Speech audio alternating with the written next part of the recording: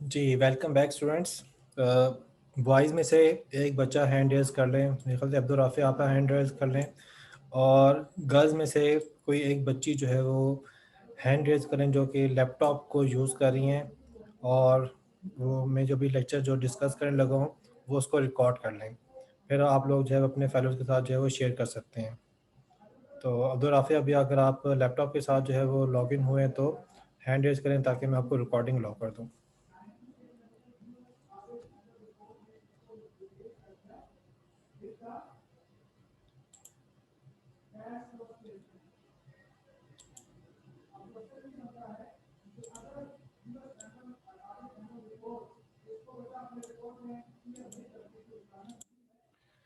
जी, ज़ारा ख़ान, मैंने आपको recording allow कर दिया, आप रिकॉर्डिंग स्टार्ट कर दें।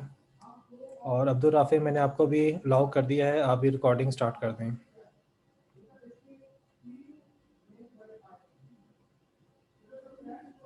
Okay, good.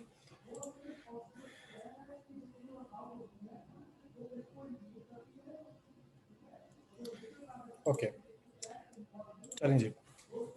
तो लास्ट सेशन में हमने टेक्सचर मैपिंग का टॉपिक जो है उसको स्टार्ट किया। मैं एक दफ़ा फिर से इसको ओवरव्यू दूंगा, और फिर इसके बाद आज का जो लेक्चर नंबर 29 है, मैं कोशिश करूंगा जल्द से ख़त्म हो जाए, और फिर हम लेक्चर नंबर 30 को भी जो है वो कुछ ना कुछ टच कर लें। तो हमने टेक्सचर मैपिंग का टॉपिक जो है वो प्रीवियस वीक में स्टार्ट किया था। हमारे जूम सेशन का पार्ट नहीं था, लेकिन हमारे वीक का पार्ट था जिसकी वीडियोस का लिहाज से मैंने आपको रेफ़र किया था, आपने लाजमी देखनी है। तो उसमें ये 4 स्टेप जो है वो डिटेल के अंदर डिस्कस हुए हैं, साथ में उसके कोड की इम्प्लीमेंटेशन और उसके सारे एस्पेक्ट जो है वो डिस्कस किए हुए हैं। तो यहाँ पे जस्ट हम इसके स्टेप्स को ओवरव्यू ले रहे हैं, और उसके बाद हमारा जो आज के रिलेटेड टेक्सचर मैपिंग का काम है हम उसको डिस्कस करेंगे। तो अभी आप लोग अपने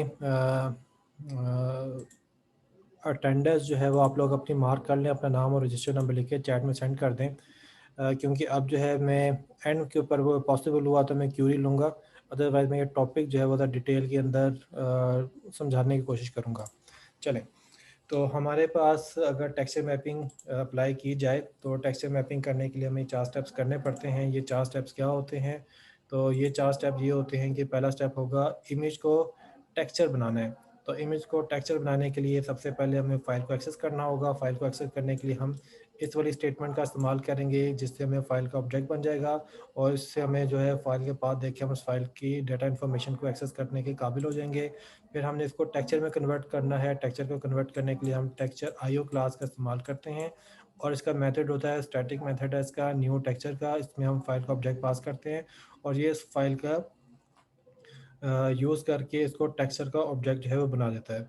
इसमें यहाँ पे एक बुलियन वैल्यू पास हो रही है ट्रू।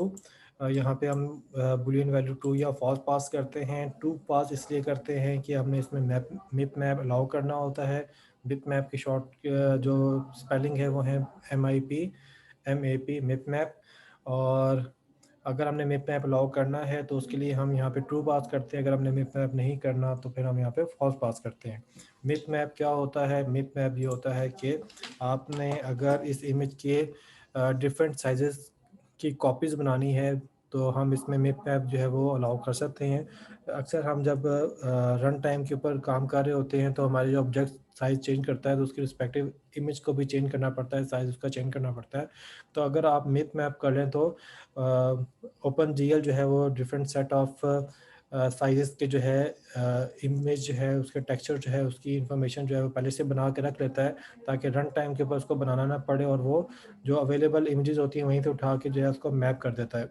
तो इस तरीके से जो आपकी फंक्शनैलिटी है, जो आपके रन टाइम के ऊपर जो उसकी प्रोसेसिंग है, वो ज़रा उस पर लोड कम होता है और वो ज़रा क्विकली आपकी ऑब्जेक्ट के ऊपर टेक्सचर मैपिंग परफॉर्म कर सकता है। तो अगर आपने मिप मैपिंग करनी है तो आप ट्रू लिखें, अगर आप मिप मैपिंग नहीं करना चाहते तो आप यहाँ पे फॉल्स लिखेंगे।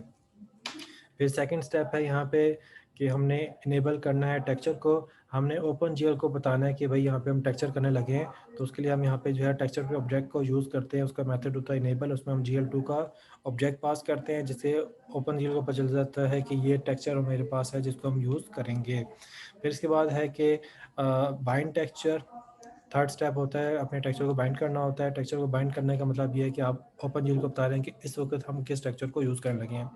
आपके ग्राफिक्स के अंदर मल्टीपल टेक्सचर का इस्तेमाल हो रहा होगा, तो उसमें से करंटली आप किस टेक्सचर को यूज़ करना चाहते हैं और उसको अप्लाई करना चाहते हैं, तो वहाँ पे यूज़ होता है बाइंड का मेथड। तो हम वहाँ पे बताते हैं कि हमें जो सा भी ऑब्जेक्ट है वो बाइंड का मेथड कॉल करके बता देता है कि ये वाला ऑब्जेक्ट जो है वो टेक्सचर के तौर पे इस्तेमाल किया जाए। और इसके बाद है नेक्स्ट फोर्थ स्टेप, जिसमें हमने टेक्सचर के पॉइंट्स को ऑब्जेक्ट के पॉइंट के साथ मैप करना होता है, बताना होता है कि कौन सा टेक्सचर का पॉइंट जो है वो कौन से वाले वर्टेक्स के साथ कनेक्ट होगा। जो टेक्सचर के पॉइंट्स होते हैं उनको बोलते हैं टेक्सल्स। तो कौन सा टेक्सल कौन से वर्टेक्स के साथ जो है मैप होगा वो हम यहाँ पे डिफाइन करते हैं। तो उसके लिए हमारे पास मेथड होता है GL2.GLTextCore2D, ठीक है। और इसमें हम यहाँ पे 2D है तो यहाँ पे 2 वैल्यू पास करेंगे, इसमें उस पॉइंट की x और y वैल्यू, उस वाले टेक्सल की x और y वैल्यू जो है वो पास करेंगे। इसके बाद जो है हम इसमें बताएंगे कि कौन सा वर्टेक्स के साथ इसको मैप करना है। तो उसके लिए हम करेंगे GL2.GL वर्टेक्स 3D और वर्टेक्स बता देंगे। तो वर्टेक्स के x y z वैल्यू हम यहाँ पे पास कर रहे हैं। ये जो टेक्स्ट कॉर 2D है ये भी स्टेट के तौर पे यूज़ होता है, यानी कि आपने एक दफ़ा ये टेक्सल बताया कि ये वाला टेक्सल है, इसके बाद जो से भी आप वर्टिस लेंगे सब के ऊपर वो वाला टेक्सल जो है वो मैप हो जाएगा। तो इसलिए अच्छा तरीका ये होता है कि आप जो है उन वर्टिस का इस्तेमाल करें जो पे यही टेक्सल यूज़ करना है, या फिर आप जो है हर टेक्सल के रिस्पेक्टिव उनका पर्टिकुलर वर्टेक्स जो है वो प्लेस करें। तो हम जो है ये करेंगे कि हर वर्टेक्स को जो हम हर फेस बनाएंगे, हर फेस के लिए जो टेक्स्ट वर्टेक्स यूज़ करेंगे उसके अगेंस्ट उसका इंडिविजुअल टेक्सल जो है वो हम डिफाइन करेंगे। तो उसके लिए ये स्टेटमेंट होगी कि हम पहले टेक्स्ट कॉर्ड 2D को यूज़ करके पहले टेक्सल बताएंगे और फिर उसके बाद उसका रिस्पेक्टिव जो है वो वर्टेक्स जो है वो बताएंगे। तो इस तरीके से वर्टेक्स बताने थे आपकी शेप बन रही होगी और साथ में टेक्सल बताने थे उन वाले वर्टेक्स के साथ वो टेक्सल जो है मैप होंगे और आपको टेक्सचर्ड ऑब्जेक्ट जो है बनता हुआ नजर आएगा। अब जो हमने आज का काम करना है वो ये करना है कि हमने अभी जो चीज़ देखी उसके अंदर हम एक फेस के ऊपर एक पूरा टेक्सचर प्लेस करें, एक पूरी इमेज प्लेस करें। लेकिन अब हम यहाँ पे जो चीज़ सीखने लगे हैं वो ये है कि हम पूरी इमेज प्लेस करना हमारे लिए लाजमी नहीं है, हम इमेज का कुछ हिस्सा भी जो है वो प्लेस कर सकते हैं। तो इस तरीके से आप जो नीचे वाली डायग्राम देखें तो इस डायग्राम में आप देख सकते हैं कि यहाँ पे एक क्यूब है और इस क्यूब के नीचे जो है आपको एक टेक्सचर नज़र आ रहा है। इस टेक्सचर के अंदर कुछ पोर्शन जो है वो ट्रांसपेरेंट है और कुछ के अंदर जो है वो शेप बनी हुई है। तो हम इसके कुछ पोर्शन जो है वो सिलेक्ट करके हमने पहले एक फेस पे लगाया, कुछ पोर्शन सिलेक्ट करके हमने दूसरे फेस पे लगाया, कुछ पोर्शन हमने जो है इसके तीसरे फेस पे लगाया। उस तरीके से करके हमने इस पूरे के पूरे क्यूब को जो है वो रैप कर लिया है, ठीक है। तो इस तरीके से इसके ऊपर रैप कर लिया तो ये हमारे पास जो है वो यूवी टेक्सचरिंग भी कहलाती है और इसको हम जो है टेक्सचर बाय पार्ट्स भी कहा करते हैं। अच्छा, अब ये आपके सामने एक एग्जांपल है जिसमें आपको एनिमेटेड फॉर्म में एक डाइस नज़र आ रहा है जो कि लूडो का गोटी या दाना कहलाता है। और आप इसको देख सकते हैं कि यहाँ पे इस वाले क्यूब के ऊपर हर फेस के ऊपर जो है वो एक अलग से टेक्सचर नज़र आ रहा है। ये एक्चुअल में अलग टेक्सचर नहीं है, ये एक ही टेक्सचर के पार्ट्स को अलग-अलग फेसेस के ऊपर सेपरेटली जो है वो यूज़ किया गया है। इसमें कुछ इस तरीके से किया गया है कि ये वाली इमेज एज़ अ टेक्सचर के तौर पे इस्तेमाल की गई है और इसमें ये वाला जो पोर्शन है, ये वाला पोर्शन इसको हमने एक फेस पे लगा दिया। इसी टेक्सचर का ये वाला पोर्शन जो है वो हमने दूसरे फेस के ऊपर लगा दिया, और इसी तरीके से ये वाला पोर्शन हमने तीसरे पे लगा दिया, एंड सो ऑन। तो इसी तरीके से 6 पार्ट्स करके हमने इसी टेक्सचर के हमने क्यूब के ऊपर प्लॉट कर दिया, और आपको क्यूब जो है देखें तो उसके आर साइड पे लेदर लेदर टेक्सचर लगा हुआ नज़र आ रहा है। इसी को अगर हम थोड़ा सा और अंडरस्टैंड करें तो यहाँ पे आपको एक और एग्जांपल नज़र आ रही है, जिसके अंदर ये एक पिरामिड है, और इस पिरामिड का एक फेस जिसकी एक ट्रायंगल के तमाम कोऑर्डिनेट्स आपको नज़र आ रहे हैं, इसके ऊपर हम टेक्सचर प्रोवाइड करने लगे हैं। अब इसमें टेक्सचर हम इस तरीके से प्रोवाइड नहीं कर रहे हैं कि पूरी इमेज की जो है वो एक्सट्रीम वैल्यूज़ को यूज़ करें, बल्कि हम इन बिटवीन वैल्यूज़ को यूज़ कर रहे हैं। मैं यहाँ पे ज़रा कलर चेंज करता हूँ, ताकि मैं ज़रा प्लॉट कर सकूँ कि अगर एक्सट्रीम वैल्यू की बात करें तो ये इस तरीके से हम इसकी एक्सट्रीम वैल्यू यूज़ करके भी इसके ऊपर मैपिंग कर सकते हैं। लेकिन अगर आप यहाँ पे देखें तो यहाँ पे जो है ये आपको एक ट्रायंगल से बनी हुई नज़र आ रही है, तो ये ट्रायंगल जो है कोई एक्सट्रीम वैल्यू यूज़ नहीं कर रही। तो इससे देख सकते हैं कि ये वाली जो पोर्शन सिलेक्टेड हुआ है, ये आपको यहाँ पे इसके ऊपर मैप हुआ हुआ भी नज़र आ रहा है। जितना पोर्शन जो है आप देख सकते हैं कि ये 2 रेक्टेंगल का कुछ हिस्सा जो है आपको ट्रायंगल के ऊपर नज़र आ रहा है, और कुछ हिस्सा निचले ट्रायंगल रेक्टेंगल का जो है नीचे नज़र आ रहा है। तो ये इस तरीके से यहाँ पे मैप हो गया। तो ये चीज़ जो मैपिंग हो रही है, ये फुल टेक्सचर को मैप नहीं कर रहे हैं, बल्कि टेक्सचर के कुछ हिस्सों को मैप कर रहे हैं। अब नेक्स्ट हम इसमें देखेंगे कि जब हम इसके अंदर टेक्सचर मैपिंग कर रहे होते हैं, तो हमें अगर टेक्सचर्स की चाहिए, टेक्सचर की वैल्यू चाहिए, तो वो हम कैसे आइडेंटिफाई करते हैं। तो जो टेक्सचर की एक्सट्रीम वैल्यूज़ हैं, उसके मुताबिक लेफ़्ट बॉटम ये वाला, ठीक है, जो मैं यहाँ पे एरो से प्रेज़ेंट कर रहा हूँ, ये लेफ़्ट बॉटम है। इस पे एक्स और वाई की वैल्यू, या टेक्सचर की एक्स और वाई की वैल्यू होती है वो 0, 0 होती है, यानी एक्स भी 0 होगा और वाई भी 0 होगा।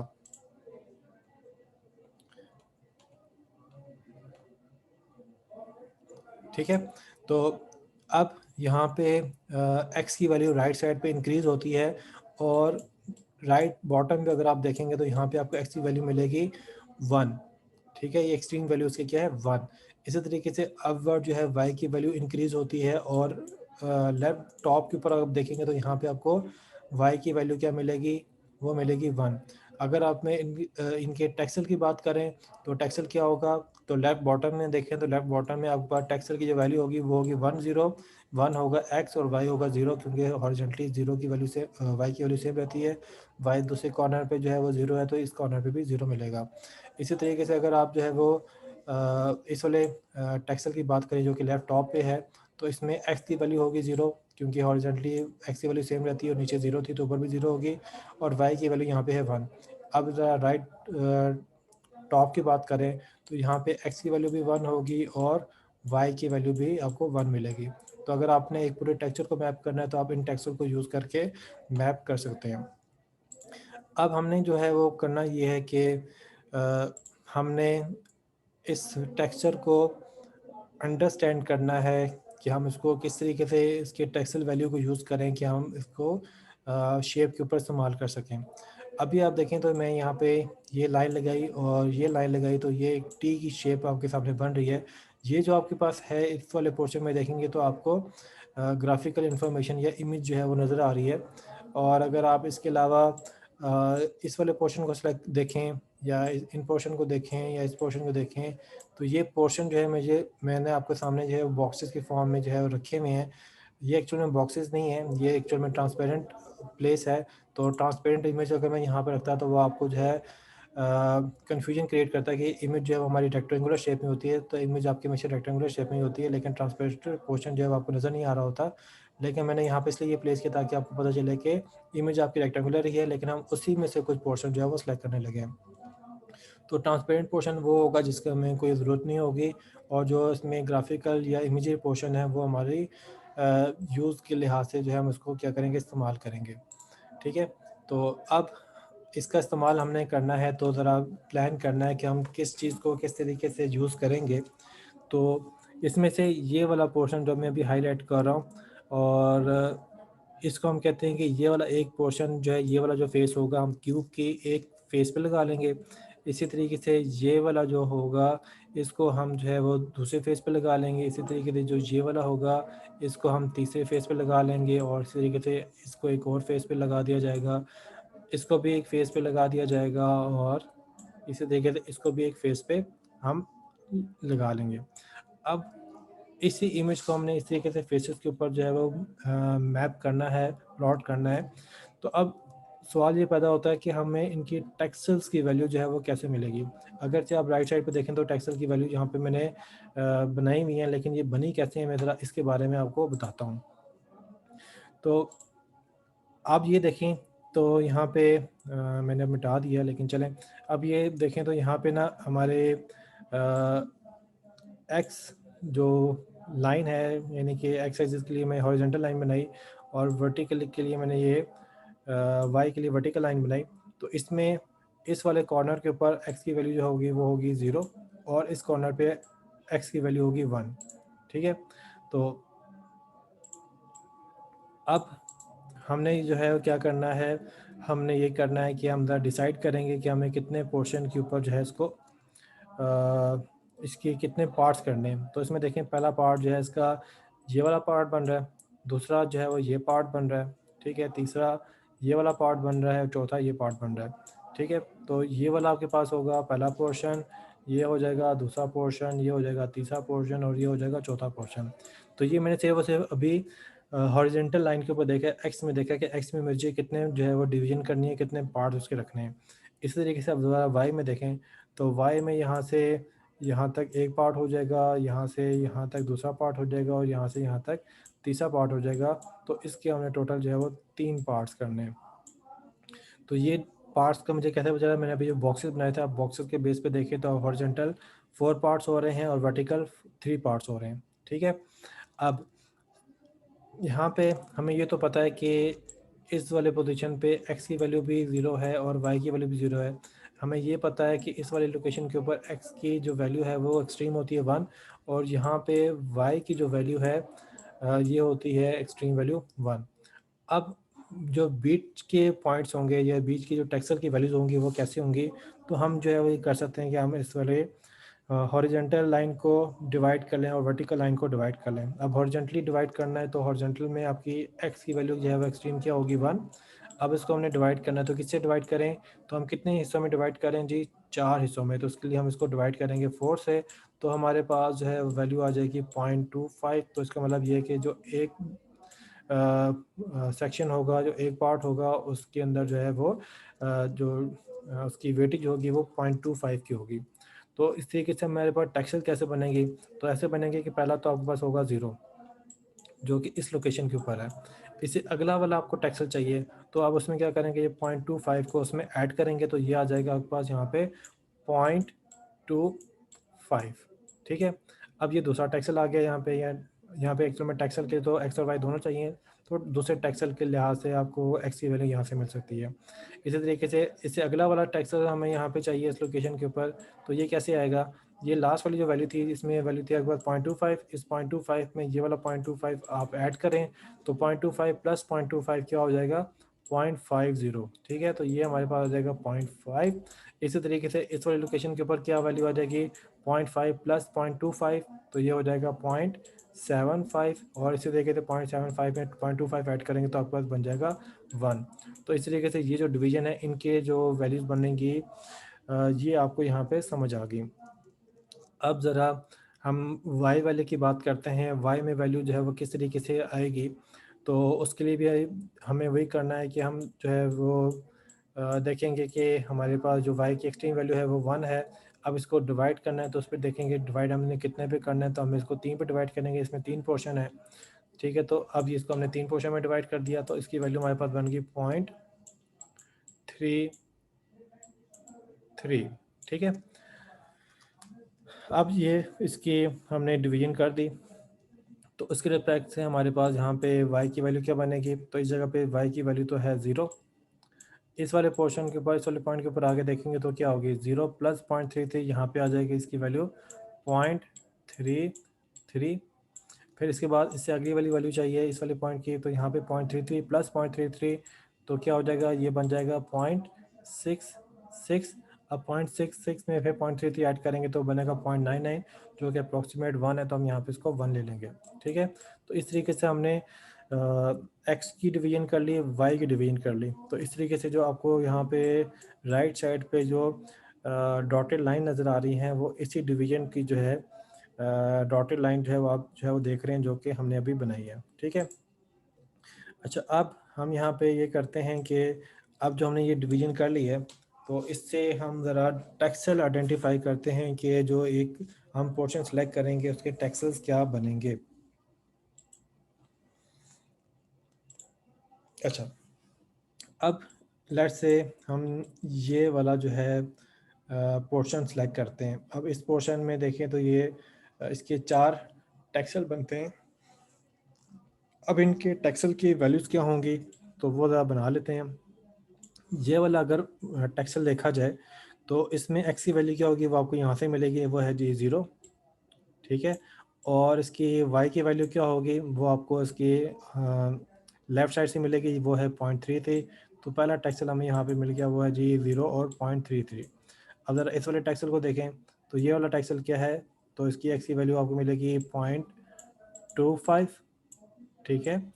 और इसी तरीके से ज़रा आप जो है इसकी वाई की वैल्यू देखें वो क्या बनेगी, वो बनेगी जी आपके पास 0.33। अब इसके इस वाले टेक्सचर को देखें तो यहाँ पे एक्स की वैल्यू क्या बनेगी, ये होगी जी आपके पास 0.25, ठीक है। और इसके वाई की वैल्यू क्या बनेगी, ये बनेगी जी 0.66। अब इसी तरीके से आप ज़रा इस वाले टेक्सचर को देखें तो इसमें क्या वैल्यू बनेगी, इसकी बनेगी जी एक्स की वैल्यू होगी 0, इसमें एक्स की वैल्यू होगी 0 और वाई की वैल्यू होगी यहाँ पे 0.66। तो इस तरीके से ये जो 4 टेक्सचर्स हैं वो हमारे पास बन जाएंगे। इसी निस्बत से आप जो है वो बाकी पोर्शन के टेक्सचर भी आइडेंटिफाई कर सकते हैं। आगे चलते हैं। तो अब आपके सामने जो है यहाँ पे एक टेबल शो किया जा रहा है। तो इस टेबल में देखें तो यहाँ पे एक कॉलम में आपको टेक्सचर नज़र आ रहे हैं और एक कॉलम में आपको वर्टिसेस नज़र आ रहे हैं। और इनकी जो रो है या एंट्री है वो इस बात को रिप्रेजेंट कर रही है कि हमने इस टेक्सचर को इस वाले वर्टिस के साथ मैप करना है। तो इसी कहते हैं ऊपर वाला टेक्सचर इससे मैप होगा, ये वाला इससे मैप होगा, ये वाला इससे मैप होगा और ये वाला इससे मैप होगा, और ये हमारी अपनी सिलेक्शन है, ठीक है। तो अब अगर मैं यहाँ पे वैल्यू नहीं लिख रहा, जस्ट मैं आपको ये बता रहा हूँ कि इनका ऑर्डर जो है वो इसी तरीके से है कि ये वाला टेक्सचर का जो पोर्शन है इसके ये हमारे पास यहाँ पे ये ए के साथ मैप हो रहा है, ये बी के साथ मैप हो रहा है, ये सी के साथ मैप हो रहा है, ये डी के साथ मैप हो रहा है, और उसी को मैं यहाँ पे इस वाले टेक्सचर के ऊपर प्लॉट करके मैं आपको दिखा रहा हूँ, ठीक है। तो इसका मतलब ये है कि ये वाला जो टेक्सचर होगा हम इस वाले वर्टेक्स के साथ जो है प्लेस कर देंगे, ठीक है, मैप कर देंगे। इस वाले टेक्सचर को इस वाले वर्टेक्स के साथ मैप कर देंगे, इस वाले टेक्सचर को इस वाले वर्टेक्स के साथ मैप कर देंगे, और इस वाले टेक्सचर को इस वाले वर्टेक्स के साथ हम मैप कर देंगे। तो इस सूरत में जब आप इसको मैपिंग करेंगे तो आप देखते हैं कि जो आपकी जो टेक्सचर है वो उसमें आपके जो स्काई है वो लेफ़्ट साइड पर है और जो ग्राउंड है वो राइट साइड पर है। और ये आपके जो क्यूब है इस क्यूब के ऊपर भी मैप होते हुए इसी तरतीब से नज़र आ रहा है कि जो आपका स्काई है वो लेफ़्ट साइड पर है और जो ग्राउंड है, ज़मीन है, वो राइट साइड पर है, ठीक है। तो अब मैं यहाँ पे आपको जो चीज़ बताने लगा हूँ वो ये है कि अगर आप जो है चाहते हैं कि इस तरीके से मैप ना हो, बल्कि मैपिंग कुछ इस तरीके से हो कि जो ये आपके पास फेस है इसमें ये ए है, ये बी है, ये सी है और ये डी है। तो जो ये आपके पास इस क्यूब का सरफेस है तो उसमें ऐसा हो कि आपका जो ए और डी के ऊपर स्काई आ जाए और बी और सी के ऊपर जो है क्या आ जाए, तो उसका ग्राउंड आ जाए। तो फिर आप टेक्सचर मैपिंग कैसे करेंगे, तो फिर उसमें आपने देखना है कि जो ये वाला पॉइंट है ना इसको क्या होना चाहिए, कनेक्ट होना चाहिए किसके साथ, ए के साथ, ठीक है। और जो ये वाला है क्योंकि स्काई का दूसरा एंड है तो इसको मैप होना चाहिए डी के साथ। तो इसी तरीके से स्काई है वो ऊपर वाले वर्टेक्स के साथ जो है मैप हो जाएगा। और इसी तरीके से आप यहाँ पे करेंगे तो जो ये वाला टेक्सचर है इसको मैप होना चाहिए बी के साथ, ठीक है। और जो ये वाला टेक्सचर है इसको मैप होना चाहिए सी के साथ। तो इस तरीके से अब जो है स्काई जो है वो अप साइड पर होगा और जो ग्राउंड होगी वो डाउनवर्ड होगी, ठीक है।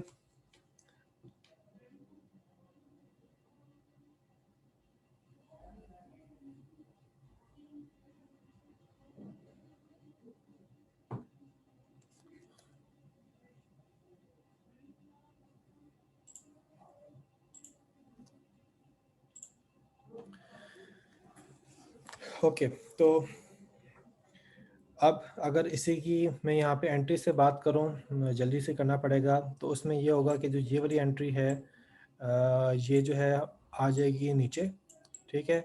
और उसके बाद ये वाली जो एंट्रीज़ होंगी ये आ जाएंगी एक एक स्टेप ऊपर, ठीक है? तो जब ये एक एक स्टेप ऊपर आएंगी तो फिर जो है आपका जो मैपिंग होगी वो इस तरीके की होगी कि आपका जो स्काई है वो ए और डी पे होगा और जो ग्राउंड है वो बी और सी पे होगा।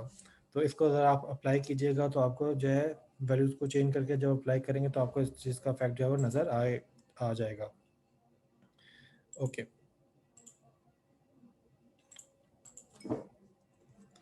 अच्छा, अब यहाँ पे आपको एक एरे नज़र आ रही है।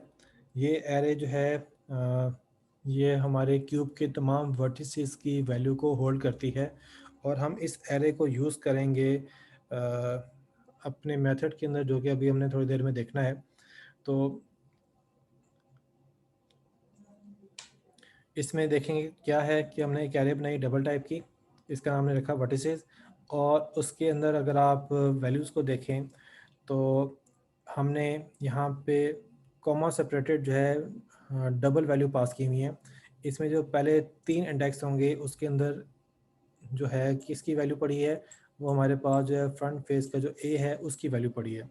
उससे अगले जो है 3 इंडेक्स पे देखें तो यहाँ पे बी है, फिर उससे अगले पे सी है और उससे अगले पे डी है, ठीक है? तो इस तरतीब से हमने ये वैल्यू रखी है ताकि जब हम इसको एरे को रीड करवाएं तो रीड करवाते हुए पहले हमें ए के वर्टेक्स मिल जाएं, फिर हमें बी के वर्टेक्स मिल जाए, वर्टेक्स बी के कंपोनेंट्स मिल जाएं, फिर सी वर्टेक्स सी के कंपोनेंट मिल जाएं, फिर वर्टेक्स डी के कंपोनेंट मिल जाएं। तो हम इस तरतीब से हमने रखी है कि हम इसी तरतीब से जो है वैल्यू को रीड करेंगे और फिर हम उसको यूज़ करेंगे अपने क्यूब को बनाने के लिए, और साथ में हम टेक्सचर मैपिंग भी परफॉर्म कर रहे होंगे। तो इस तरीके से ये हमारे पास जो है वो फ्रंट फेस आ गया, ये राइट फेस आ गया, ये बैक फेस आ गया, ये लेफ्ट फेस है, ये अबव है और ये बिलो है। और इसको बनाने के लिए जो है यही हमने क्यूब यूज़ किया है और यही टेबल हमने यूज़ किया जो हम पहले भी यूज़ कर चुके हैं।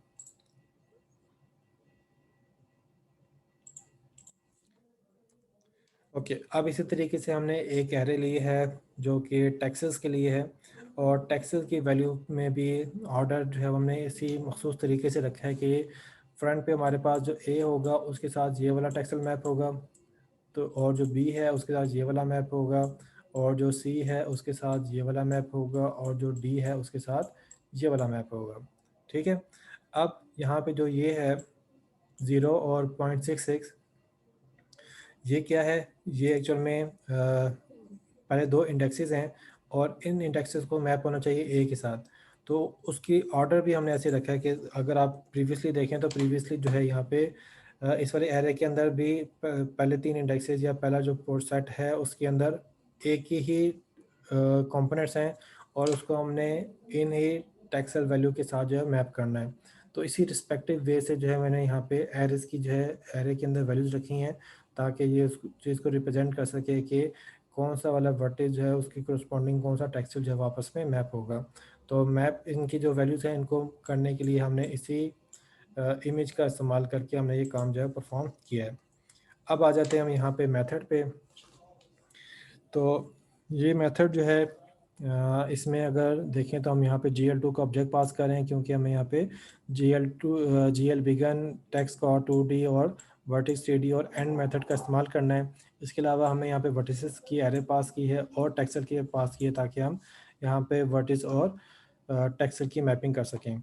अब जो ये लूप चल रहा है, ये लूप जो है वो उसकी कंडीशन हमने वर्टिसेस की एरे की लेंथ के ऊपर डिपेंडेंट रखी है और उसको भी हमने सारी लेंथ को रीड नहीं करना बल्कि लेंथ के थर्ड पार्ट तक हमने रीड करना है। थर्ड पार्ट तक क्यों रीड करना है? क्योंकि हम इसमें अगर देखें तो इस वाले मेथड के अंदर जो मेथड कॉल कर रहे हैं इसके अंदर हम यहाँ पे करें GL वर्टेक्स 3D और 3D में हम यहाँ पे 3 वैल्यू को हमने रीड करना है और उसके बाद हम बता रहे हैं कि कौन सी एरे से करना है और ऑफसेट बता रहे हैं। तो हर दफ़ा हम 3 वैल्यू को रीड करेंगे तो इस तरीके से जो आपकी पूरी की पूरी एरे है उसके तमाम एलिमेंट को हमने अलग-अलग आइट्रेशन के अंदर रीड नहीं करना बल्कि हर आइट्रेशन के अंदर 3-3 वैल्यू रीड करनी है। तो इस तरीके से हमें पूरी जो एरे है उसको थर्ड टाइम तक या थर्ड आइट्रेशन तक की जो है या उसके थर्ड पॉसिबिलिटी ताकि हम जो है उसको रीड कर लेंगे तो हमारी पूरी की पूरी एरे जो है वो रीड हो जाएगी। अब इसमें जो ये आर्गुमेंट पास किए ज़रा इसको समझ लें कि यहाँ पे ये काम क्या हो रहा है। यहाँ पे देखें हमने एरे पास की है और उसके बाद यहाँ पे हमने ऑफसेट बताया।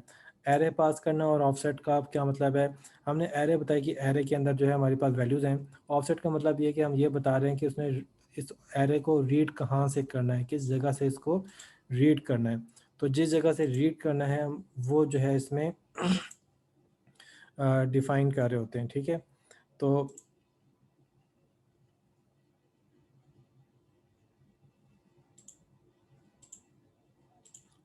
अब यहाँ पे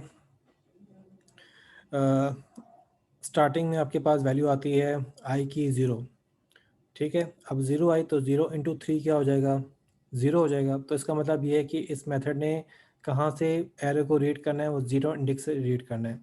अब ये 0 इंडेक्स से कितना रीड करेगा, यहाँ पे हमने लिखा हुआ जी 3D। तो 3DV जो हमने किया तो उसका मतलब डबल वैल्यू जो है वो 3 डबल वैल्यू जो उसमें रीड करेगा। तो अगर आप इसमें से गौर करें यहाँ पे ये एरे जो है वो इसी तरतीब से एरे जो है वो डाउनवर्ड जो है वो कंप्लीट बन रही है।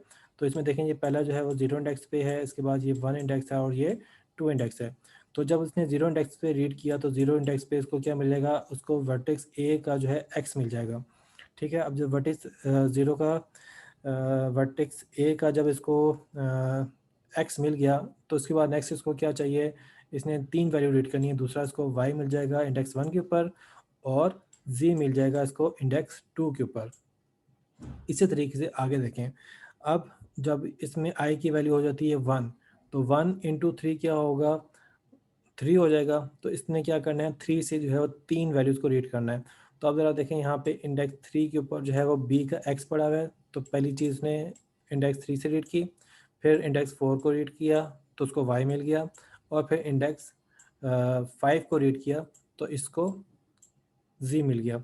और इसी तरतीब से जो है वो क्या करेगा, हर वर्टेक्स को जो है हर आइटरेशन के अंदर रीड करता जाएगा। अब चूंकि हम यहाँ पे टेक्सचर मैपिंग कर रहे हैं और टेक्सचर मैपिंग भी उसमें क्या होता है कि हमें पहले टेक्सचर बताना होता है और फिर हमने इसका वर्टेक्स बताना होता है। तो टेक्सचर भी हम इसी तरतीब से बता रहे हैं। हम यहाँ पे करें जी एल टेक्स कॉट टू डी वी।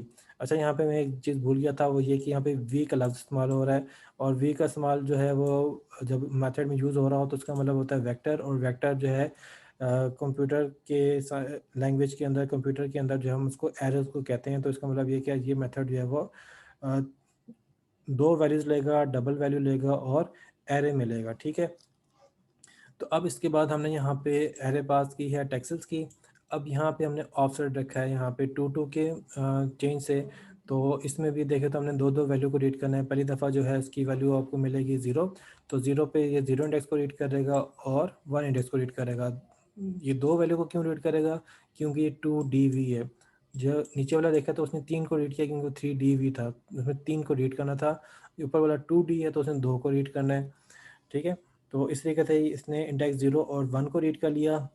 फिर इसके बाद जो है नेक्स्ट आइट्रेशन के अंदर ये क्या करेगा, इसमें आई की वैल्यू हो जाएगी 1, 1 इंटू 2 हो जाएगा 2। तो 2 इंडेक्स से रीड करेगा, 2 इंडेक्स से वो 2 को रीड करेगा और 3 को रीड करेगा और फिर अगले वाले टेक्सल की एक्स और वाई वैल्यू जो है यहाँ पे रीड हो जाएंगी। अब इसके अगर आप सीक्वेंस देखें तो हम यहाँ पे क्या कर रहे हैं, आपके पास जब लूप की एक आइट्रेशन चलती है तो उस एक आइट्रेशन के अंदर होता ये है कि सबसे पहले आपका एक टेक्सल रीड होता है जिसको हम कह सकते हैं एक टेक्सल डिफाइन होता है और उसके बाद हम उसके रिस्पेक्टिव एक वर्टेक्स जो है वो डिफाइन करते हैं। तो ये एक टेक्सल एक वर्टेक्स जो है मैप हो गया, फिर अगली आइट्रेशन होगी तो उससे अगला टेक्सल और अगला वर्टेक्स मैप हो गया, फिर इसके बाद आइट्रेशन हुई, फिर उससे अगला टेक्सल अगला वर्टेक्स और इसी तरीके से लूप चलता जाता है। और जिससे कि तरतीब से हमने टेक्सल और वर्टेक्स की वैल्यू दी हुई है उसी रिस्पेक्टिव से जो है वो वैल्यू यहाँ पे रीड होती जाती है और आपका क्यूब जो है वो प्लॉट भी हो रहा है और उस पर टेक्सचर मैपिंग भी हो रही है। अच्छा ये चीज़ ध्यान में रखिएगा, अक्सर स्टूडेंट जो है इस बात में कंफ्यूज होते हैं कि टेक्सचर मैपिंग के लिए अलग मेथड कॉल करना पड़ता है और क्यूब बनाने के लिए अलग मेथड कॉल करना पड़ता है। तो ऐसा नहीं है। ये मेथड जो है वो क्यूब का जो है ये हम यहाँ पे बिगन करके बता रहे हैं GL2.gl क्वाड्स कि हम यहाँ पे क्वाड को यूज़ करते हुए शेप बनाने लगे हैं। तो इसमें शेप भी बनती है, क्यूब भी बनता है और क्यूब बनते हुए हम हर वर्टिस के साथ उसका टेक्सचर भी डिफाइन कर लेते हैं। तो उस तरीके से उस क्यूब बनते हुए साथ में उसके ऊपर टेक्सचर मैपिंग भी अप्लाई हो रही होती है। तो ये था टेक्सचर मैपिंग बाय पार्ट्स। तो अब अगर किसी स्टूडेंट का कोई क्वेश्चन है तो आप पूछ सकते हैं।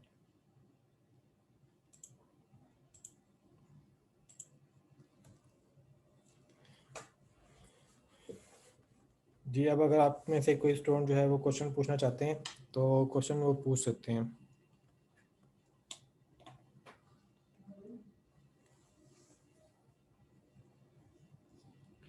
इससे जो नेक्स्ट लेक्चर है, लेक्चर नंबर 30, वो काफ़ी इम्पोर्टेंट है और उसी से चीज़ें जो है वो नेक्स्ट वीक के अंदर भी टॉपिक में शामिल हैं। तो मैं उसके अंदर जो है वो लेक्चर नंबर 30 की चीज़ों को इनिशिएट करके फिर जो टॉपिक है मैं उसको डिटेल में डिस्कस करूँगा। नेक्स्ट वाले वीक में भी जो है फिर आप में से लाजमी एक दो स्टूडेंट जो हो ऐसे हों जो कि अपने पास उनके लैपटॉप हो और नेटवर्क ज़्यादा बेहतर हो, ताकि वो फिर नेक्स्ट सेशन की चीज़ों को भी रिकॉर्ड कर सकें। तो ये समझ लें कि आपके एग्ज़ाम के अंदर आज का जो टॉपिक है इसमें से एक क्वेश्चन पक्का है और जो नेक्स्ट वीक में हम चीज़ करने लगे हैं उसमें से एक क्वेश्चन पक्का है।